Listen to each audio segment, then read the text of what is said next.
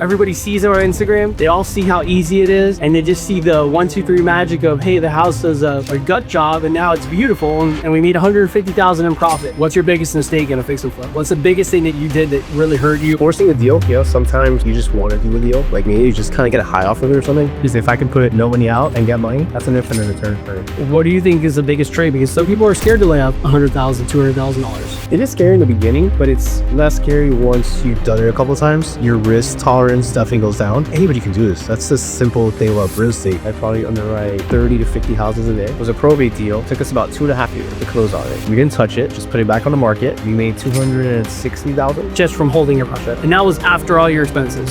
Zero expenses. But you bought it, you held it. We owned it, probably paid 2 or 3 months of interest, but we bought it zero down. All right, so today we are going to talk to Brandon Rivero, and we're going to give you guys some truths on real estate investing, wholesaling, flipping homes, because right now it's like a fairy tale. Everybody sees it on Instagram. They all see how easy it is, and they just see the 1, 2, 3 magic of, hey, the house does a gut job and now it's beautiful and we made $150,000 in profit. And we all see these real estate shows, and it's kind of delusional, and it gives people the wrong perception of how it really works. So I want to kind of get in and talk about that. So like I said earlier, today we have Brandon Rivero. He's actually my brother. Pretty cool to have him in here with me. Talk a little bit about, what you do. Yeah, so thank you for having me here. It's kind of fun doing a podcast with your brother. Yeah. What I do mostly, so yeah, I've been real estate investing for about 12 years now, since about 2013, 2014. And right now we're just pretty much developments and a lot of fix and flip. That's primarily our niche right now in South Florida. So what was the first, so 12, 13 years ago, what was your first take and how did you start? I was in the car business for a little bit, just buying and selling cars, similar to wholesaling, I guess you would call it, because we're doing houses now. And I bought a course from a guy named Sean Terry, who was like a wholesaling OG, got into it and closed our first deal. We saw how much money there was to be made here. And yeah, the rest was pretty much history.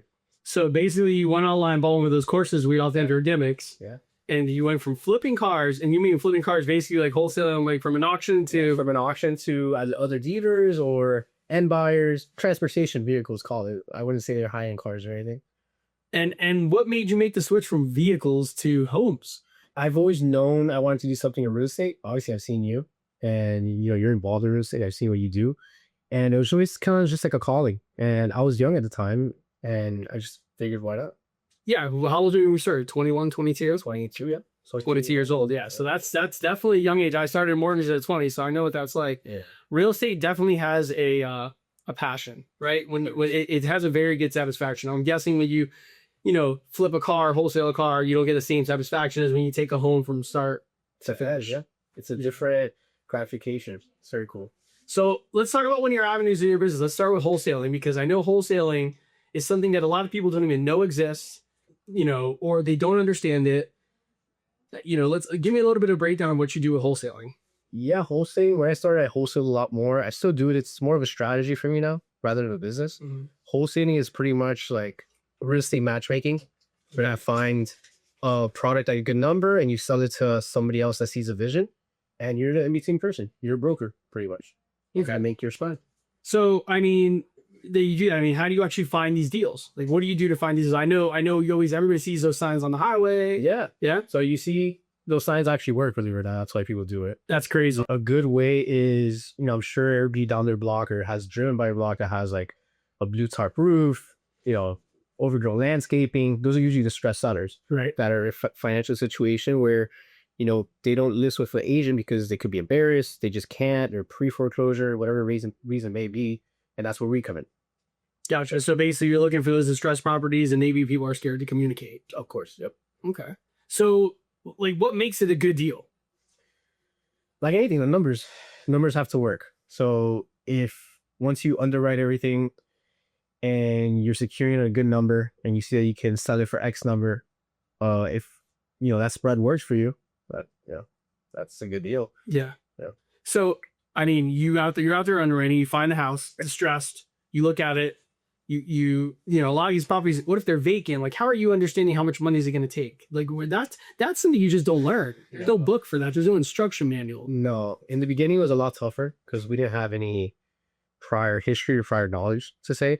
So you definitely in the beginning want to buy with a lot more spread to have that cushion. But definitely overestimating things, like overestimating a kitchen, overestimating what my construction cost is going to be per square foot. And if the deal still pencil out, then you have yourself a good deal. At that point, you can either wholesale it and make a quick money, or go through the process and get paid 3-6 months later. So how do you market? Let's say you find the property, you think it's a great wholesale deal. What do you do to market that? So I think deals usually sell themselves.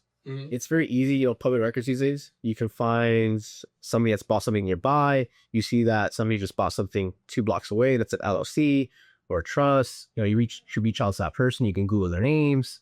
You can reach out to agents. See, hey, send me a list of anybody that's close on the cash the last 6 months around here. So finding the buyer is very easy. Finding the deal is the hardest part. You definitely. Yeah. No, I can imagine. I mean, it's not like they're just sitting out there. There's a book that says, hey, this is a great deal. It's buying. Exactly. So sell it. Exactly. So let me ask you, realistically, on a first deal, what do you think someone should hope to make, or just hope not to lose? Or because I know it's both, right? You got to learn. Every business has a learning cost and a curve. Yeah. For first couple of deals, I definitely think partnering up with somebody would be the move. Just so you can learn, kind of pay for that college course, crash course. To do a deal from the start on your own, it would be very difficult. Just timing pieces. It's definitely not impossible. I mean, if the numbers are there, what to look for? I mean, I probably buy 50 cents on the dollar. I think that's very safe, very comfortable. You can't really lose at that point, even if you overspend anything. But for your first couple, I definitely think teaming up with somebody. So teaming up with somebody, actually, so there's people out there that I'm sure will want to do that for you. I collaborate all the time, not just me, other investors I know. So when you first started out, was that something you were doing? You were collaborating with people? Yeah, definitely. That's how I learned construction. That's how kind of got the ball rolling. You have to give up a little bit, but in the long run, it pays off. So then I remember one of your first fix and flips was one that I kind of referred to you, and then I know that that's like your next level. You went from wholesaling to fix and flipping. That's when it gets a little more granular, a little more of investment, a little bit more of skin in the game, and a little bit more risk. Yeah. So like you fix and flip properties, when did you feel confident enough to start doing that more than wholesaling? Once you knock out 2 or 3 fix and flips on your own, you, like anything, you get more confident and you're like, okay, now I think I could do 4 or 5.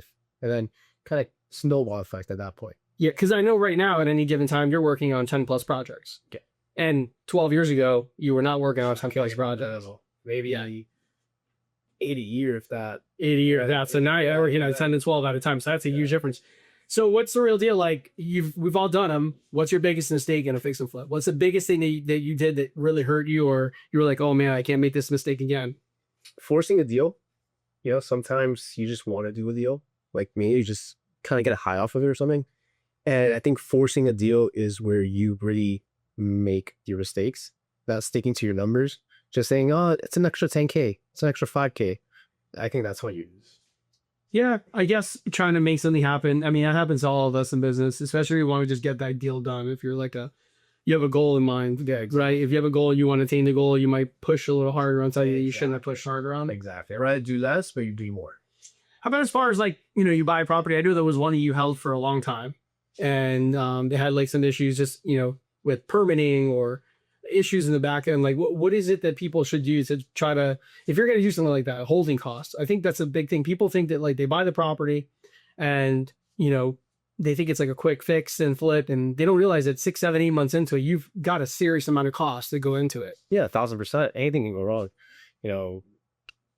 You demo a property or demolish it in the inside, so you got it, and then you see your cast iron, the rubbies all busted out, layers of trench, you never counted for that. It's not something that's easily, that you can see very easily. Right. But you definitely need to always take into account the unknowns. So have you lost money on the deal yet? I did, believe it or not, on my second fixes that was. Your second one. So right in the very beginning. Right in the very beginning. Okay. And what was the reason why you think you lost on that? We forced the deal. We bought something. We didn't do the right due diligence. We thought it was a lot easier to convert a carport than what it was. 3 squatters, 3 evictions while they're working on the property. And holding costs, as you said, when you're buying with our money, you make interest payments every month. It adds up. You buy a property, $3,000 at 10% interest, you're paying $2,800 a month, give or take. Yeah, no, and it adds up quickly. And I don't think people realize that you have that utilities, you have, little costs along the way. Yeah. So now that you're doing fix and flips and you do that, what's your situation, or what do you think people should be doing when let's say they find their fix and flip, looks like a great deal. Should they put all their capital if they have the money to buy it in their home, or should they borrow? Leverage money. I'm a big fan of leveraging, but leveraging the right way. Okay. Because it allows you to do more. Okay.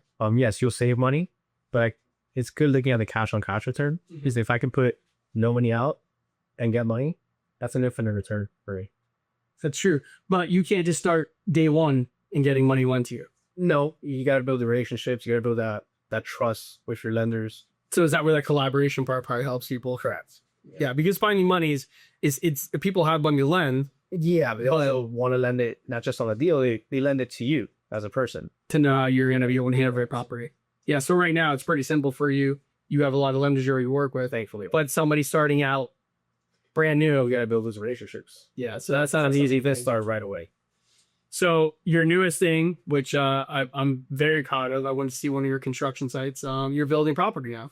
You're finding properties in, I guess let's start with how are you identifying an area that you're like, hey, you know what, this house has a 50, 60, 70-year-old house. You're repurposing it into townhomes, right? So talk to me about that. Yeah, so it's like anything, seeing visions. So for example, one of our first ones was a duplex that we were going to fix and flip, and we saw the block and there's like 8 new townhomes. We're like, oh, start going down the rabbit hole. We start seeing the zoning, what we can do. The highest and best users to build the product that you saw. So we went from, making a couple bucks on a fix and flip to now potentially making, multiple 6 figures on a new construction. Does it take longer? Yes. Is it more risk? Yes, but so we have to do that to grow. You've built a couple of single families, right? In Broward. And Dave. Oh, and in Dave. Right. Now you're doing a pair of 2 townhomes. So you went from literally wholesaling to fix and flipping homes to now basically a builder. Yeah, we got 8 new developments right now. 8 different development sites. Okay, and how did you find out? Because, there's some people that can't even pull a permit to build a shed in their backyard, really. Yeah. So how do you really, you're talking about repurposing, rezoning. Where did you learn all this? As you go, believe it or not. You just kind of, maybe 3 years ago, my partner Andy and I, we decided this kind of way we're going to get into. I don't want to be fixing and flipping forever, which, nothing wrong with that, but the next game, there's an game, correct. The next step, and that was the next step, development. So we started with a couple houses. Now we're on to this, and eventually we'll be hopefully build a community or shopping centers, whatever it may be. Yeah, I was pretty impressed when I went to see your property, and I think it was just still concrete walls. Is up. We walked the property, and I'm looking. I'm like, wow, you took this from a duplex, demoed it, got it rezoned, and now you're building these massive townhomes. They're over 2,000 square feet living, beautiful modern townhouse. And it's just crazy when you can see where it came from. So I guess doing that tear down and starting over, how did you get into that? How did you figure out that it wasn't going to be like a very big loss or a scare? Because that's not a cheap thing. It wasn't cheap to construct those townhouses. Building costs now are what, $300, $250, $300 a square foot? Depends on product, yeah, right around there. Right. And you're not building, let's just talk about that. You're not building a grade B product. You're building like a luxury product. No, yeah, these are going to be 124, 125 million each. But how you said it's all how you buy. So we knew we were going to lose. And whether we kept it as a duplex or as a new construction, we were still in the green. So we're like, let's take the risk on this one, that we have the numbers to take the risk. And even with that specific new build, we learned lessons along the way that we could save money on. It's just things that you don't learn until you actually do it. So your next project, you're able to save some of that. 1,000%. And how about time? Because I know time is another big thing, right? Because every single month that you're on property, you're carrying money. Yep. So how long have you been in this one? This one's a special case. We've been about 3.5 years, I believe that. But not building. Not building, no. When should we break ground? When did you break ground? We broke ground about a year ago. Okay. We're about to finish now. So you're about to finish. So basically, 12 months back, you're what, about a month away? Yeah. A month away. A month away. Yeah. And then you'll be able to list this property and hopefully see some fruits from your labor. Yeah.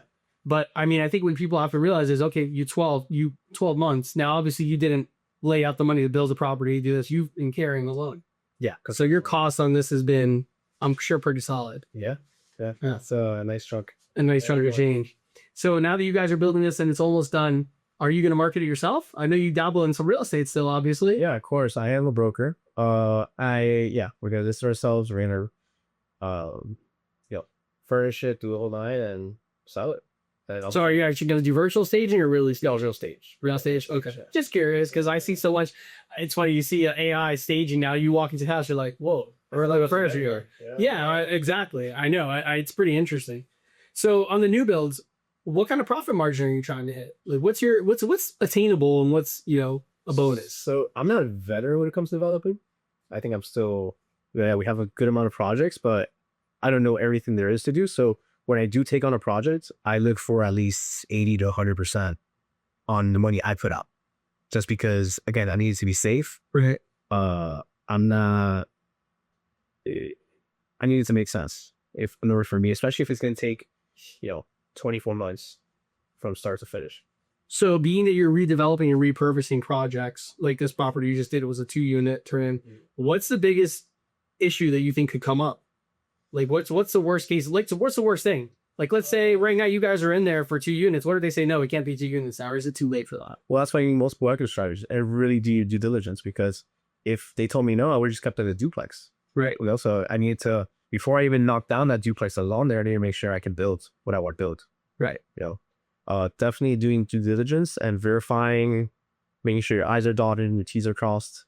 That's the biggest thing in development. Making sure water lines, the sewer lines, everything matches up. So, I follow your Instagram. I'm sure other people do. And it looks really easy. You guys show some properties that are like, they look like they came from one of those hoarding shows. And then they look brand new when they're done. So everybody sees it. It looks easy. But what is it the behind the scenes that people don't really see? What is it that you can say, man, I know we make it look easy, but what is the behind the scenes? Scheduling, dealing with bad subcontractors. It's not for everything. I mean, it's hard for it's hard. Yeah. Thankfully, we have a good Rolodex of people, and we have a good team. With our project managers and Andy, we've done so many fix and flips at this point that's just kind of automatic. I mean, I just see some of the people with everything still filled, and like these houses are filled from like the floor to ceiling with junk. Like just clearing that out stresses me out. Yeah, you need a good trash guys, and thankfully we have a good Rolodex. So in your career of what you're doing, let's just say somebody say, you know what, I wanted to get started doing this. I'm tired of doing traditional real estate. First of all, I know you jumped into it head on full time. Is that something you think someone can start on the side because they're working with somebody at their real estate agent now? Do you think it's something you should really jump in full start? What is your advice to someone that wants to do it? Actually, as a real estate agent, it'll come to you, in the sense of, I'm sure as a realtor, you've had opportunities that you're like, oh, I would buy this house myself, or this would make a great remodel. I can't wait to see the finished product. But positioning yourself as a buyer at that moment changes everything. You can go from making commission to, who knows, the sky's the limit at that part. Yeah, no, I agree. So part-time, you can do it. Part-time means you obviously collaborate with somebody. Yeah. Do you open to collaborate with people? Yeah, I do it all the time. I think probably out of our deals, we probably have 3 or 4. So you hear that, guys? If you're watching this, you want to collaborate, send them a message. That's awesome. So, looking at this, does it take a certain kind of, and this is a weird question, do you think it takes a certain kind of person? Because for example, I myself am not a risk taker on certain things. So I know that I have some projects on there with you, but I kind of let you kind of advise it and take care of that side. What do you think is the biggest trade? Because some people are scared to lay out $100,000, $200,000. It is scary in the beginning, but it's less scary once you've done it a couple of times. Your risk tolerance definitely goes down. Anybody can do this. That's the simple thing about real estate. Like, anybody can talk to anybody. You just can't be scared to talking to somebody. That's the big step. Okay. Yeah. So you just ask a lot of questions. Ask a lot of questions, find the pain points, and find what they want. It's all there. So, all right, let's jump into our little, our relationship. So, I mean, and obviously I'm your brother. I know that, I don't do much in your business at all. We have a couple of deals together, but nothing like that. What do you think is I don't understand most about what you do? Because I know that sometimes I tease you. I'm like, oh, you're not working today. Or, yeah, it does. Because I'm always in the office, and I know sometimes I call you, you're like, oh, I'm on my way to the gym, or I'm on my way to have a lunch. Or I'm like, oh, off again. It's one thing you want to know. I always say it's a lot of underwriting. I don't think you would know that I probably underwrite 30 to 50 houses a day. And when you mean underwriting, you mean what are you running down? You're running How how much is this going to take to build, to rehab, or, what can I build on here?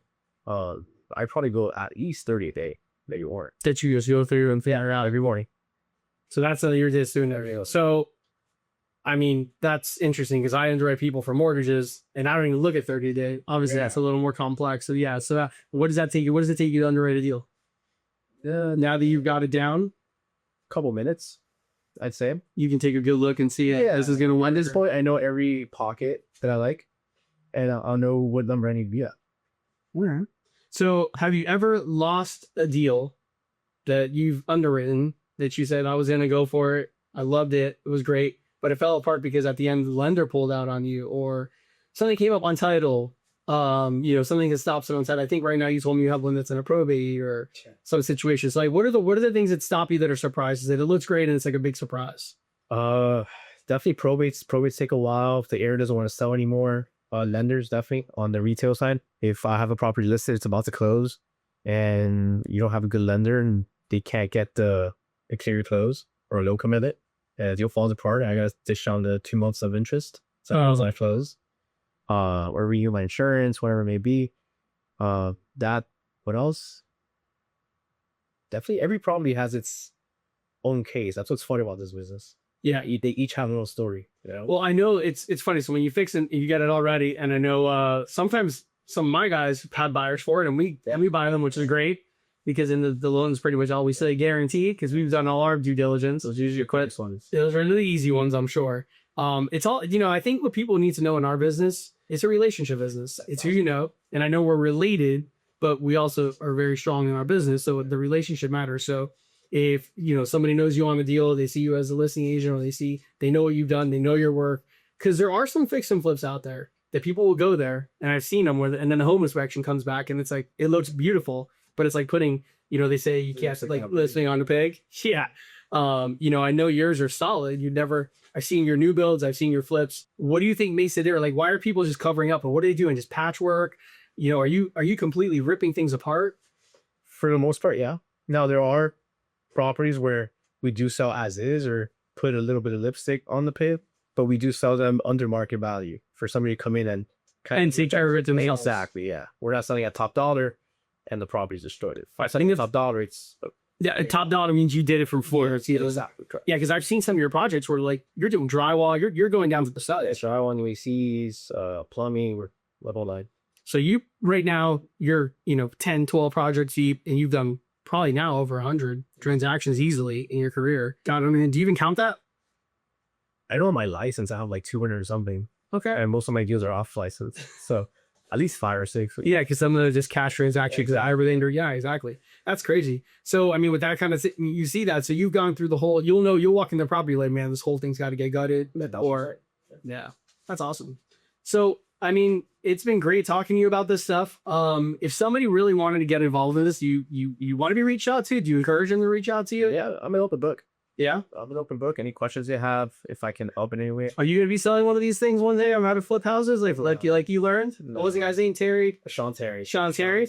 Yes, so no, we're not going to have a Brandon Rivero. No course. Are you sure? Sounds like you could write one. I probably could, but no. Yeah, we're going to have Andy come in here one day to see how the dynamic works between you and your partner. I know, right?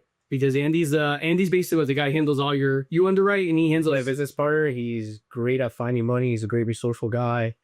Construction is his niche. He is a goon when it comes to construction. Yeah. I mean, I have to say I was impressed when I went to see your properties, and I was like, I'm looking at all the little like finishes, and I'm like, oh wow, like those cool AC vents. We're very detail oriented. Yeah, you just make the property look. It doesn't look like a standard build from like a standard builder. Well, because we do what we like. We know we've done enough to know what people look for, and little details that really go a long way. Yeah, makes the property sell faster. Yeah, no, absolutely. So what's the biggest deal you've ever closed? That's the biggest thing I wanted to ask you. What's your biggest profit? On a fix and flip or a new build? Biggest profit you've done to date on one transaction? I'll give you a good one. It was a probate deal. Took us about 2.5 years to close on it. We didn't touch it. Just put it back on the market. We made $260,000 just from holding your project. And that was after all your expenses. Zero expenses. So but you bought it, you held it. I'm sorry, but like loan expenses, or did you guys own it? Oh yeah, we owned it. We probably paid 2 or 3 months of interest, but we bought it zero down. Oh, It was a good deal in the design district. And now that same property, we got it bought and knocked it down. I think it's on the market for like 3.7 million. oh, Yeah. geez. So he's doing well too. I wish I would have known what I know now, and I would have known selling it. But So that's a good one. That's a heck of a profit, man, for Yep. 90 days. yeah, so we took that money, and that's actually kind of what helped kickstart the development. So that was it. So basically, you're taking your money, you're reinvesting it, and you're moving forward. Yes. A lot of people, I think one of the biggest mistakes, and I'm the same way with my business. I'm constantly reinvesting to grow the business. I want to do well. I want to, my goal is to start closing 1,000 transactions a year. So I reinvesting is huge. So if you learn how to reinvest this early, that's huge. Yeah. That's huge. So are you open to do this in the whole state of Florida? Or are you just basically day bar in Palm Beach right now? Or where are you locating? Was this enough with Dade and Broward? I would love to do the Keys. You know, or these are awesome. Or Lake Placid. Oh, Lake Placid, yeah. That'd be fun. So Lake Placid would be fun. But right now, I think just Dade and Broward. Yeah. Yeah. All right. Well, listen, I appreciate you having us coming on here and doing this for me. I think that this will be very insightful for people. I think, hey, maybe you might get some collaborators now, right? Some people want to work with you. Maybe bring you some ideas. I don't know much about this business. What I know from it is from you. I had a failed flip one time. So a 13-month flip. Don't recommend it if you're not doing it or you don't collaborate with somebody. Hard to do on your own. So I can only imagine. I've seen you turn some properties around in 3 months. So awesome, man. Well, I appreciate you coming out. Thank you for having me. Yeah, it was a good time. And hopefully we'll see how this works out. And hopefully somebody can reach out to you and start working on this. Let's do it. All right, man. Thank you, bro.